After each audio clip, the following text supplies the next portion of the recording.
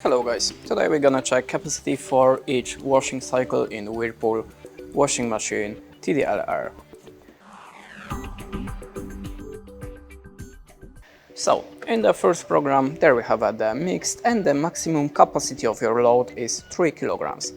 The next one is eco mode, the maximum capacity is 6.5 kilograms, so the maximum. The next one in the 20 degrees of Celsius, there we have a 6.5 kilograms. In the color mode, there we have a 4 kilograms. The next one wool is a 1 kilogram. The spinning and the spinning with the rinse is a 6.5 kilograms.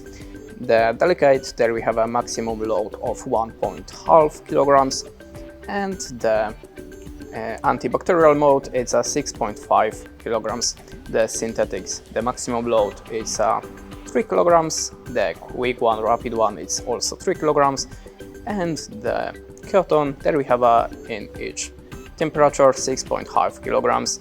And that's it. Thanks for watching. Leave us a like or a comment, and goodbye.